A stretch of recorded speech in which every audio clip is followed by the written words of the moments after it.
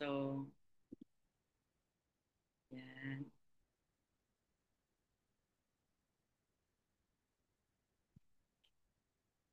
Alright. So, ready na bang makinig sa message ni Lord this morning?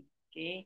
So, una po, welcome sa mga, lalo na sa mga first time, at saka yung mga nasa, dito sa Zoom, of course, and sa FB Live, no? So, 29 years, amazing journey sa Herbalife. And I really cherish this quote kasi ito yung nakita at narinig ko kay Jim Rohn in my first extravaganza in I think it was 1996 kasi I joined 1995 natapos na yung extravaganza. So anyway po, sabi dito, to live a great life is to serve the many. Gusto ko po i-absorb niyo po yan. Hindi po yan basta quote lang. Yan po talaga ang plano ng Panginoon. Bawat isa sa inyo, sa akin, sa atin. Hindi bali na don't worry ano ang sitwasyon mo ngayon. Hindi hindi mo nakikitang magkakaroon ka ng great life. Do not worry about that. Kasi aayusin ng Panginoon yan. Ha? You know, He created you to love you. Tandaan nyo yan. And mahalagang natatandaan nyo yan parate. Kasi along the way in our life's journey, sobrang, syempre, maraming pagsubok. Wala pong buhay, wala pong taong buhay na, na walang pagsubok, ha? So that's how we really, really grow. So 29 years, I'm a mom of four. Yung last two childbirth ko, ginamit ko yung products. I was 39 and 41 years old, kaya pwede pang humabol. Kaya 10 years yung gap ko ng first two and my last two. So that's how I learned na napaka-safe pala ng products. I also understood the value of activities, exercise. Hindi po kailangan magpunta ng gym kahit nasa bahay ka. You can just, alam mo yung mindset na just have to find a way. Walang excuses. No? You start with 15 minutes if you've never exercised in your life. And then just increase it po. Okay? Then I had an opportunity to meet the founder and si Jim Rohn. So yung last two childbirth ko, nasa Herbalife na ako. And kahit andyan ang baby, nagbe-breastfeed, dala-dala ko kahit saan kaming lugar pumupunta for trainings. Hindi ko ginawang excuse yung mga anak ko na hindi ako maka-Herbalife. Kasi when you really become successful, your children will really benefit. No? And I've experienced that this time of my life kasi harvest time na si mother, 29 years eh, diba? And itong quote ni Jim Rohn na what you become is more valuable than what you get. Yes, you will be financially rewarded in Herbalife, but how are you becoming in your life? For me, yun yung nakita kong mindset na when I got into the Herbalife community na how are you becoming? Kung ano man yung ginagawa mo araw-araw up to this time, lagi mong itatanong, how are you becoming? Are you becoming the person God wants you to be? Paano mo malaman? And then you have to develop a relationship with Him, a deeper relationship with Him, a deeper understanding of His words in the Bible. And ako, share ko lang talaga to mga life experiences ko, ha? Okay? So,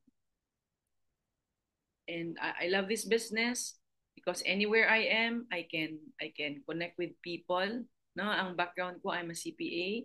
I finished my masters. I was teaching accounting sa Lasal. Nung na-meet ko Herbalife, and earlier days I was doing audit work in SGV. So, but lahat yan give up ko kasi iba yung nakita ko sa Herbalife. Kaya mahalaga po, you have to ask yourself, kahit nasa Herbalife, ano ba talaga gusto mo in your life? Kasi if kahit nasa Herbalife ka and you see a lot of people enjoying it, becoming very, very fruitful, ano ba talaga gusto mo? Kasi pag hindi ka klaro, no, yung clarity, yung word na clarity, hindi mo alam ano talaga gusto mo, what are you becoming every day? Kahit ano pa yan, kahit anong result mo sa product, kahit anong training yan, kahit anong isi-share ko, walang mangyari. Okay? So you have to be very, very clear. And how do you do that? You pray. Magbibigay si Lord sa iyo ng sa heart mo na and sa mind mo ng thoughts na ano yung gusto niya for you. And ang lagi kong radar is pag magaan sa puso ko, yun yung gusto ni Lord. Pag hindi, hindi ko din siya gagawin. Okay. So just really sharing this September trip namin nakakaiba. I was with younger, well, yung tumabang here is my niece, no? So salamat sa Herbalife Income, I flew her from New York to Arizona para masamahan niya ako kasi just so happen mga anak ko, punong-puno na ng mga plano nila. Okay, so ito short lang na ano na papakita ko sa inyo. I know many of you have seen this, medyo flat but kana try to kana learn from this video. Ito, I did not reach the top. I only reached 3/4, but I praise God. Kasama ko si Lord dyan. Alam ko, backpack ko ang laman dyan, shakes. Okay? So, nilabanan ko po yung fear. Okay? Because I learned, fear is from the enemy. Yung fear of heights. Alam mo, dami talagang, habang umaakyat, dami mong naramdaman ko mga fear and all that. Pero salamat sa Panginoon. Kaya, alam nyo, in life, ganyan din. Or yung mga ginagawa natin sa Herbalife, minsan andun yung hiya, pride, fear. Wag. Just push, push, push. Kasi in the end, kayo din ang magiging victorious, ha? So yan kaya sa akin, this is a very, very important video. It's not lang para pinapakita ni mother, nag-hiking, etc. Okay? So, it's the lesson that you Kasi yun, truly, when you are, masanay ka sa lifestyle na push ka ng push, kita mo, ang dami, yan ang mga rewards mo, yung view or yung ano man yung blessings na ibibigay din ng Panginoon sa inyo. Alright, natatawa lang ako dito sa time na to. Hindi ko napansin, puti pala yung pantalon ko. Kaya pag-uwi, puro brown. But it's anyway, so enjoy na enjoy. Na, wow, nagawa ko at age 66, no? Yun yung ano na I love Herbalife. You have your own time. You have a business with a purpose. You have you're living your best life every single day. But again, that's a choice. Are you really living your best life every single day? Or are you an underachiever? Are you marami kang kung ano-ano? Nasa iyo pa din yun. Because Herbalife is just a vehicle. Okay? So, thanks to my Herbalife income, ayan, sa church, sa SOS Children's Village, and then sa itong Immaculate Heart of Academy sa Mission School, 60% are ITAS. Lahat ng mga ITAS na yan, they go to school for free. No? So I thank God that every month I can support these institutions, and I have many others that I support that are not in the slides. And of course, my scholars, and I have a new set of scholars since, alam no, 15 years ko nang kung tumutulong sa entity na foundation sa Salay ni Sammy Sorian. And of course, one of God's blessings through Herbalife is the beach house, which many of you and ang mga orphans din have really enjoyed it. No? So yun yung i-bless ka ni Lord, pero yung blessing ibibigay niya sa'yo, hindi yun para sa'yo. Para saan yun? Para i-bless mo ibang tao. Bakit? Para mag-glorify nila ang Panginoon, hindi tayo ang itataas, ang Panginoon. Okay, so yan, for me, that's our life's purpose. Okay, so 7 pillars of good health. Yes, nutrition, physical activities, water, yan, rest. I'm working on that a lot this time. So, kasi di ako nakakaramdam ng pagod. Oops, kailangan pala magpahinga. Hindi pala ako superwoman. Okay? And then, ito, emotional, mental health, and spiritual growth. Maganda po yung topic ngayon kasi lalo na pag nasa Herbalife ka, may kausap kang tao. May tao kang gusto mong i-influence yung decision niya. You can never do that if you don't have emotional, mental health, and spiritual growth. Kahit ang galing mo sa training, product of the product, pag kumausap ka na ng tao, if you're not able to connect to that person, if you're not able to ask the right questions to answer her needs, wala kang growth, no? Sa spirit mo, and therefore it affects your emotions and your mental health. It will not connect with the person you're talking to. And I'm only sharing from experience. Kaya maganda po yung topic today. Topic ni Lord sa inyo, hindi po ako namili niya. Pag may papakita siyang topic, tinatanong ko muna siya, are you sure Lord, ito na? Kasi iwanan ko muna. Tapos maya-maya, after a day or so, titingnan ko na naman. Ito ba talaga Lord? Ganyan ako. Kasi noon, nauna ako, when I was learning it, it does not resonate in my heart. Kaya kailangan palitan. Okay? So yan growth mindset ba? Growth mindset. Okay, community, supportive, and a lot of learning to achieve the 7 pillars. Okay. And mental activity. Alam nyo, i-share ko lang.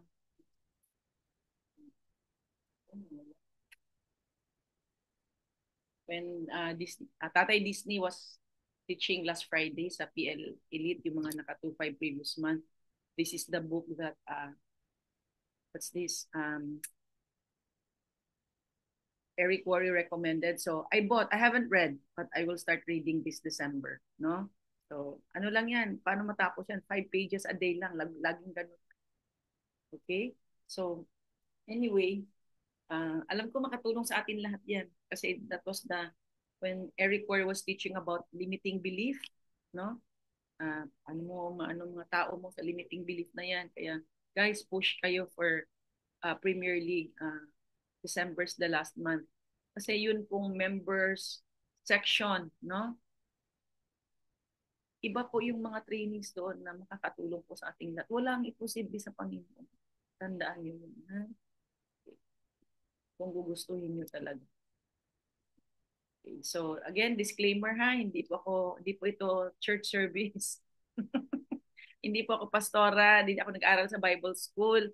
I just really love the Lord. I keep seeking His words. See, I learned yung words sa Bible is not just words.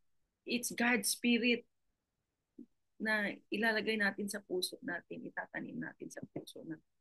And that affects our entire being. So, paano natin ma-internalize, mapamumuhay? So, ngayon may naririnig kayo, may nababasa kayo. Sige, go ahead, screenshot. Okay? Then, pag-aralan. I-memorize. Anong i-memorize? Yung summary ng bawat slide. Anong meaning noon? And then, meditate means you pray about it. Lord, anong message mo sa akin ito? And then, apply.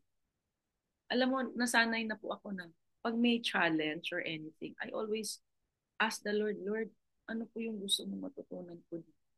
Hindi yung nakafocus ka sa challenge. Tapos wala na, nanghina ka na, na-discourage ka na, ayaw mo na, natakot ka na, etc. Lord, anong gusto mong matutunan ko? Because you know, the Lord, those challenges are not from God. Those challenges are from the enemy. But sometimes, the Lord allows it to happen to you.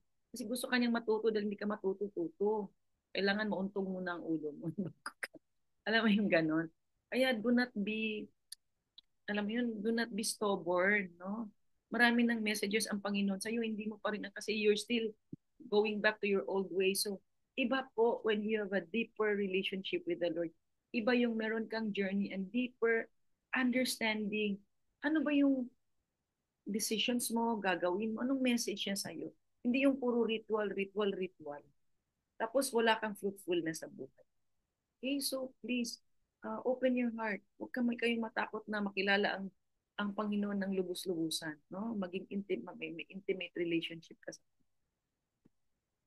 So, I always put this just to remind us, when you use the gifts that God has given you, it is an act of worship. Lahat po tayo, because God created us for Him to love us. Lahat tayo binigyan niya ng kakayanan. Tatandaan niyo po yan. Ha? So, I just want to make sure hindi ako mawalan ng battery. So, lahat tayo binigyan ng kakayanan. And dito ko nakita sa Herbalife, ito yung vehicle na nagbibigay sa akin ng opportunity na ma-discover ko pa ano pa yung potential meron ako na binigay pala ni Lord nung pinanganak ako. Hindi ko palang nagamit. Kaya you have to be willing to get out of your comfort zone. Kasi kung nasa comfort zone ka, okay lang. Ang buhay mo, okay lang din. Lahat ng area sa buhay mo, okay lang. But that is not what God wants you to be. He wants you to have a great life because He's a great God. He wants you to have joy, to have peace, yung mga fruitfulness ng magkaroon ka ng deep relationship with Him. So John 15:8, when you produce much fruit, you are my true disciples. This brings glory to my Father. So yun ang gusto ni Lord. Ay ni Lord na maghirap. Kaya pag naghirap ka, hindi yan kasalanan ni Lord. Okay? May mga circumstances in your life in the past that led you to that. So you have to step up. You have to do something. something has to change in your spirit. No, hindi lang sa physical na may ginagawa ka, masipag ka naman, etc. Bakit ganun pa din? No, grow nyo yung spirit nyo sa spiritual part. Okay, so eto po. Invest in your character, not your comfort. Alam nyo, Rick Warren is a pastor na, but he also authored the book, The Purpose-Driven Life. And best-selling author po yan. Hindi ko nga alam yung una na, pastor pala yun. And I don't know, but for some reason, during pandemic, when we started our virtual nutrition, talagang nilid lang ako ni Lord na yung mga topics na ganito tuwing Sunday. Wala po akong bahala. So, basta mag-obey ka lang talaga. Paano mo siya narinig, mother? Ewan ko, basta naririnig ko siya. Kasi pag daldal ka ng daldal, marami kang pinapakinggan, magulo utak mo, hindi siya naririnig. Meron siyang ilalagay sa iyo na ideas sa heart mo. Kaya that's why this session came about every Sunday. And I'm so happy, I'm blessed. Kasi ito pala yung gusto ni Lord, kaya pala ako dinala sa heart. Okay? So, hindi lang para maging coach. Okay? So, maging spiritual coach pa, o di ba? Life coach. Right? So, 2 Peter 3:18. Grow in spiritual strength and become acquainted with our Lord and Savior Jesus. Di ba, alam natin, lahat ng nasa Bible are divine inspiration ng Panginoon sa kung sino man yung sumulat, kung sino man yung author. And so, dito nakalagay. And we ought to follow those commandments kung ano yung nasa Bible, diba? But pag wala kang deeper intentions of really connecting with Him every single day, some of you will live a life of compromises. Okay lang to, ganyan ka alam mong mali. Okay? And things na hindi namin nakikita pero may pinapanood kang hindi naman dapat panunuorin. No? Things like that. So, in this case po, ayan, utos ng Panginoon yan. Grow in spiritual strength and become better acquainted with our Lord and Savior Jesus Christ. Siya na yung nagsabi, kaya alam nyo, isang tabi lahat po nangin talaga siya. Kaya I'm grateful in my church. 4 o'clock gising na kami, 4:30 bukas na yung prayer perimeter group namin. Kaya umaga pa lang, I have a blessed mind. I have a mind of Christ. I have a blessed mind. So that's what your life should be when you start your day. Hindi yung I have a mind full of problems, etc. Hindi. So babaguhin natin yan. Lahat yan, solution naman. Kasi si Lord. So ito So what did I say? God wants you to grow spiritually and be more like Jesus. Kasi diba when you learn the Bible, alam mo, nandun din yung buhay ni Jesus. So, yun yung mafa-follow mo. Kung ifa-follow mo, magde-decide ka. Kasi binigyan din tayo ni Lord ng free will. So, one way you can do that is by taking some of your money and investing it in your personal growth. So, ako kaya dito ko na-appreciate si Herbalife. Kasi yes, may mga registration fees sa mga kung ano ng training, sa mga events. Do not look at the cost. You look at if you're not going to go and if you're not going to learn and take action, pareho ka pa din, wala kang pagbabago. Kaya when you go to a training, it's actually investing in yourself. When you, like in my case na I have reached a level where I can afford a $5,000 training from Anthony Robbins and all those kinds of stuff, maano nyo din yan. Alam mo yun, you keep growing, no? Keep growing para maraming areas of your life grow ka ng grow. And that is what we all need to have. Growth mindset. Okay? So, yan ha. So, your money can help you grow in spiritual strength. Okay? So, sasabihin, like I sent a text yesterday yata about spectacular na medyo yung iba needs to stretch to register for the spectacular. So, I gave a formula na kung gusto talaga nila mabago buhay nila, they have to have a mindset to overcome any obstacle. Parang you have to focus on, yun yung maganda yung itong book na to kasi ang sabi to, the ancient art of turning adversity to your advantage. But hindi mo yan matutunan kung hindi ka mag-i-invest sa sarili mo. Okay? Kung bili ka ng libro, hindi mo rin naman babasahin. Hindi pwede. Si mother nga busy, but I committed to myself, I will read 5 pages a day. 5 lang. Okay? Para lang yan nagtututbrush eh. Pag hindi ka magtutbrush, mabubulok ngipin mo. Pag hindi ka nagbabasa, mabubulok ang heart mo, ang mind. Kasi pareho ka lang. Okay? So, and then, yung pati sa Bible po, alam niyo yung nakatulog.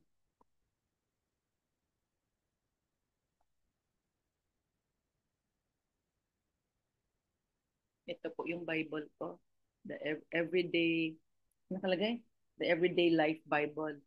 Okay, so, i-recommend ko ng spiritual mom ko. Ano to, Joyce Meyer. Yan. So, ito, mabigat ko.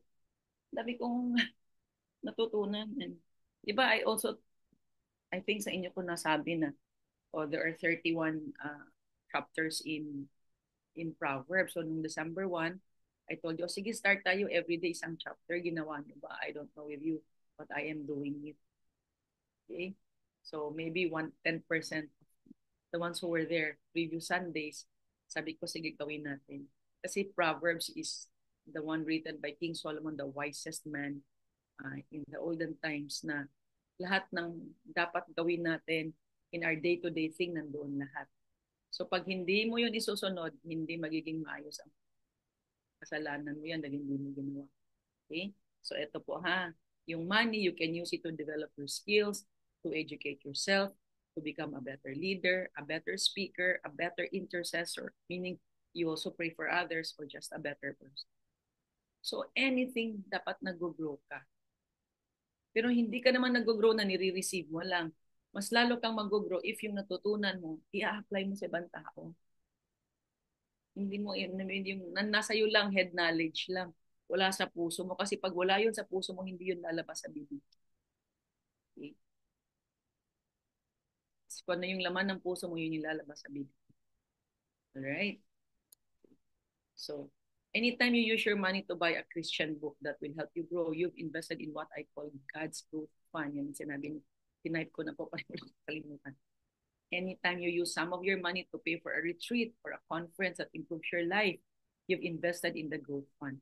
Anytime you spend money on a class or seminar that helps mature toward who God wants you to be, that's a good use of your money. Kesa yung kung ano-anong mga binibiling mga maliliit na bagay na mura lang naman sa Shopee, sa Lazada. Alam nyo, I do not have a Shopee or Lazada app in my phone, or Temu ba yun or something, whatever. I don't have those. I don't need those. See? Kaya tingnan nyo, ano ba yung mga app nyo dyan na gagastos lang, tanggalin nyo na lang dyan. Maliliit, but you know when you add it, okay pala. Yan yung sabi ko. Minsan napapabili ka ng hindi naman kailangan. You just want it, but you don't need it. Yeah, that's one money management rule ko sa buhay ko na natutunan ko sa father-in-law ko. Do you need it or do you want it? Okay? Kaya nung kami, nag-start lang din kami nung asawa ko before. Do you need it or do you want it? But of course, later years, dahil na-bless na din financially, anything we can buy, we will buy. Ganyan. Pero syempre, may isip pa rin kung sobra-sobra na yan, ay hindi na po. Ganun pa din. Hindi yung talagang wise use of money. Okay? You know, it helps na like, as I was developing my relationship with the Lord, doon ko po na-realize kung anong meron ako financially, anong talents meron ako, hindi ito akin. All the material things that I have, palbahay, ano pang gamit, they're not mine. They're God's. Ganun din yan sa'yo. So, paano mo ginagamit? Even time po, time is a resource. Time is God's gift. Anong ginagawa mo sa oras mo? Wala makakaalam. Okay? Let me just check sa mga ibang notes ko na nilagay.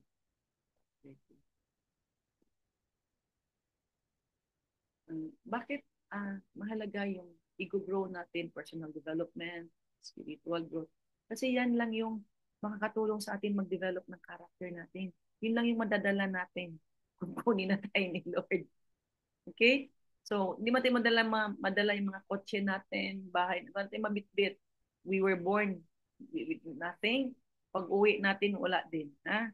Okay. Yun yung character ang pinaka-importante. How do you develop character? Grow, grow. Huwag matuto at huwag mag-judge. Ako ganun ako. I just, kung ano yung pwede kong matutunan, sige go. Okay? Sinabi ng spiritual mom ko na nilagay ni Lord sa heart niya na mag-organize siya ng spiritual business conference. Hindi na ako nagdalawang isip. Eh, go. Sabi ko lang ni Lord, sige, go. December 19. Sabi ko, go. And kaya yung mga nilagay ni Lord sa heart ko, yun yung mga in-invite ko. No? And I wanna mention that kung meron sa inyo gusto ng spiritual conference, kung ano ba yan, go lang. Mawala sa'yo. If you want more fruitfulness in your life, but you have to just let go and be open-minded. I'm not going to give you details. If you want, hanap ka ng paraan paano malaman spiritual conference namin. I don't wanna like yung sasabihin na naman ng iba na may pinupromote akong hindi dapat. So I don't want that. If you want it, go for it. Okay, so Isaiah 55:2. Why spend on another Bible verse? Why spend your money on something that is not real food? What is real food? Your spiritual food. Kasi pag strong ka in the spirit, lahat po ng bagay sa buhay mo, lahat ay maaayos. Kasi tama ang puso mo, tama ang mind, tama emotions mo. Listen closely to me and you will eat what is good. Your soul will enjoy the rich food that satisfies. Okay? So, why spend your money on junk food when you instead can invest in food for your soul? It will nourish you and satisfy you for eternity. Alam nyo, bigla ko lang naalala. Okay? Kasi I always believe in Malachi 3:10 and 11. Yung 10% ng kinikita mo, binibigay mo kay Lord. Sweldo mo, kita mo sa restaurant mo, sa sari-sari store mo, sa NC mo, sa Herbalife mo, sa trabaho mo. 10% binigay mo ba? Mahirap po talaga magbigay if kulang pa rin at the end of the month. But you know what? Kasi when you give, that's an act of faith. Sige, Lord, bigay ko. And sabi nga ni Jim Rohn, learn to give even when the amounts are small. Konti pa lang ang income mo sa Herbalife. Bigay mo 10% para lalago. Doble-doble, 100% niya ibabalik sa iyo. Okay? So, wow, patapos na pala ako. No? Very, very short, but very, very, talagang truly kailangan natin i-ano sa sarili natin na. So, maganda ako mga notes ko dito. Kaya po, lalo na din po, not just on the spiritual side, no? Yung sa Herbalife na may mga events,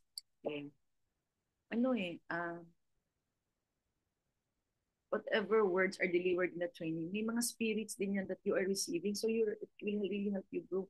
Kaya mag-invest po, huwag po manghinaya. And, di ba, alam natin lahat, meron pang mga kanya-kanyang events in different areas at may babayaran. Tapos meron pang spectacular. Unahin niyo po yun bago yung mga kung gagastusin sa Pasko. Alam niyo kung bakit? Lahat ng problema niyo, whether it's financial or sa health mo, hindi po yan namimili kung Pasko ba o hindi. Kaya pinaghahandaan mo yung sarili mo. Kaya you invest in yourself. Okay? So I was telling sa chat groups na, limbawa, you're at 50%. You only need to retail your way to the spectacular. Para bang matuto ka talaga na lahat ng harakad lang, i-overcome mo. Tutulong si Lord sa iyo dyan. Dyan siya natutuwa. Kasi nag-i-stretch ka. Kasi it's going to be rewarding. Spectacular na naman, mother. Para pag ganyan ang mindset mo, huwag ka na pumunta. Kasi you will never know which event will turn your life around. Will talagang mag-click sa'yo. Alam niyo, for 3.5 years, wala naman po akong downline na gusto mag-build. Pero punta pa rin ako ng punta, mag-isa lang po ako. Punta abroad, mag-isa lang din po. Until may mga mga training na siguro dahil nag-mature na ako, mas iba na yung pag-receive ko din ng information sa training, no? And even in the Bible verses that I'm sharing, pag-mature ka so iba yung reception mo sa spirit ng mga words na naririnig mo sa training. And doon na talaga kita ko yung results ng pinagtsatsagaan ko. Pinagtsaga yan. Okay? Ang mahalaga kasi yung state ng heart mo, ng mind mo, emotions mo, when you're in the training or even right this moment, anong state mo? Are you ready to receive? Or dami-dami mong judgment, o magulo isip mo kasi pagising dami ng problema, etc. Wow. Every moment is a growth moment. Okay? Basta lalo na nakakonect ka kayo. Okay? So sanabi ko nga ito, save up on upcoming events, okay? And arrange time to grow spiritually.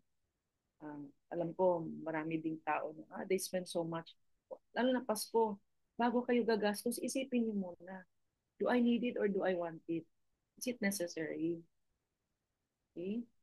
Nasanay po ako ng ganyan, kaya din siguro pinagpala ako ni Lord parati kasi alam niya hindi ko sasayangin ng pera niya. Okay? Um, Alam natin, there's so many people, they spend so much on concerts, tama? Okay, so, yun. So, investment of time and money to grow spiritually. Okay? So, yung sinabi ko na sa ngayong Pasko, think twice, no? And be wise to invest in something which will help you grow kaysa kung ano ng mga bagay-bagay. Yung bang true spirit of Christmas is not the physical things.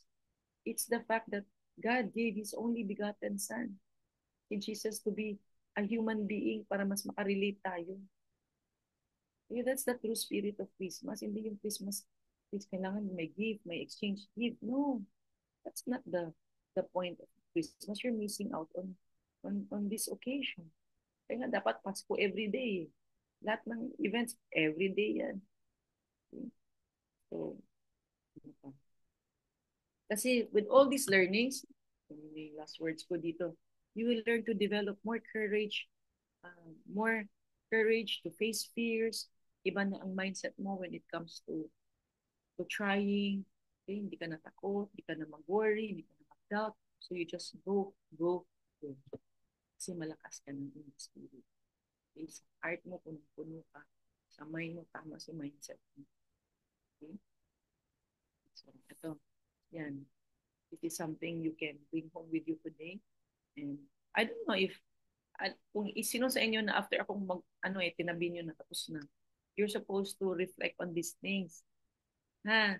Kasi otherwise, wala lang. Pareho ka pa rin. Wala kang pagbabago, wala kang fruitfulness. Okay? So how does society or even your community try to convince you that your comfort is more important than your past?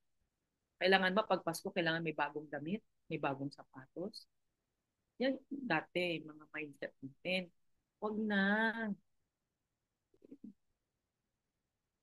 Ha?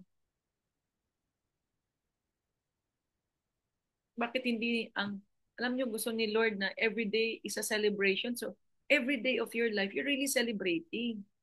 Hindi yung mga pagkain ay doon lang kakainin pag Pasko lang. Gusto ni Lord every day kung gusto mo kainin, makain mo basta healthy. Healthy lang tayo. Okay? So, all I'm saying is, hindi naman na dahil Pasko, wow, Pasko, wala na, stop na lahat, ito na Pasko. No! Make your life be Pasko every day. That's how God will bless you. Every day is a life of blessings. A life na pag maniniwala ka na blessings and miracles are awaiting for you every single day. It's going to happen. Kailangan babaguhin natin puso natin. Hindi na material things. Tapos sasabihin mo, wala kang pamasahe, wala kang pambili ng registration, etc.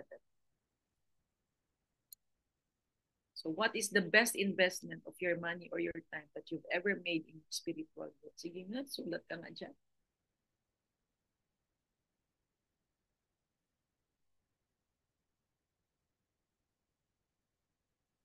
Alam niyo, nung una, hindi rin ako ganyan.